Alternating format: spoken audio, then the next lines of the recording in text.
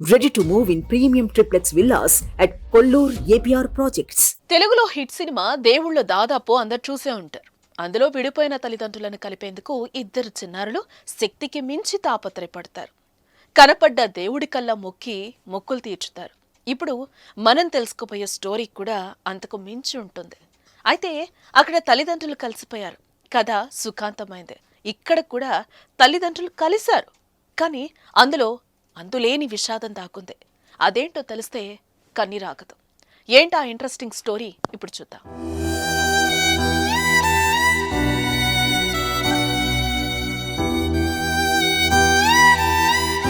నల్గొండ జిల్లా మాడ్గులపల్లి మండలం మాచన్పల్లి గ్రామంలో పగిళ్ల సైతులు సంధ్యా దంపతులకు ఇద్దరు సంతానం. 22 ఏళ్ల యోగిత హైదరాబాద్లో పీజీ చదువుతోంది. 20 ఏళ్ల చాణక్య నల్గొండ పట్టణంలో ప్రైవేట్ ఉద్యోగం చేస్తున్నాడు.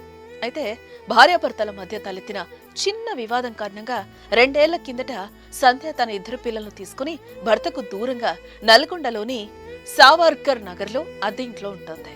ప్రైవేట్ ఆసుపత్రిలో ఉద్యోగం చేస్తూ ఇద్దరు పిల్లలను చూసుకుంటోంది. అయితే భార్యకు దూరంగా ఉన్న సైదులు ఇంటి వద్దే వ్యవసాయ పనులు చూసుకుంటున్నారు. భార్యతో సఖ్యతకు ప్రయత్నిస్తూనే ఉన్నాడు. పిల్లలకు కావలసిన అవసరాలు తీర్చుతూనే ఉన్నాడు.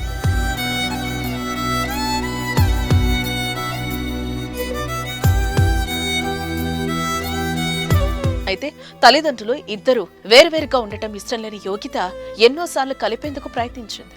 కానీ ఏవేవో కారణాలతో ముందుకు సాగలేదు. అయినా పట్టుబతలకుండా ప్రయత్నం చేస్తూనే ఉంది. గురువారం తల్లిదండ్రులను కలిపేందుకు శ్రీశైలం వెళ్లేందుకు తండ్రి నొప్పించింది.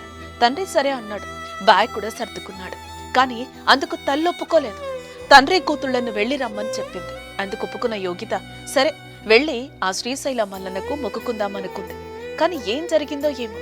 తీరా శ్రీశైలం వెళ్లడానికి బయలుదేరే ముందు నల్గొండ సావర్కర్ నగర్లోని అద్దె ఇంట్లోకి వెళ్లి ఉరివేసుకుని ప్రాణం తీసుకుంది.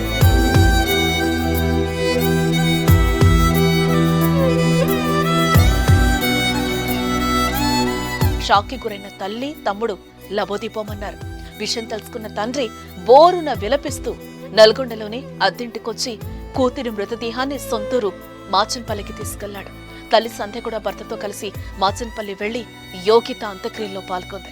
ఇది చూసిన గ్రామస్తులు, స్థానికులు అయ్యో యోగిత, తల్లిదండ్రులను కలిపేందుకు ప్రాణాలు తీసుకున్నావా అంటూ రోధిస్తున్నారు.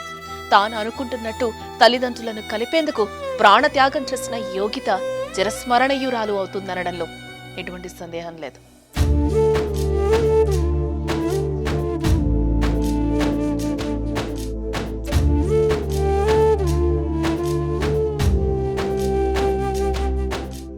సుమన్ టీవీలో మీ పర్సనల్ అండ్ బిజినెస్ ప్రమోషన్స్ కోసం కింది నెంబర్కి కాంటాక్ట్ చేయండి.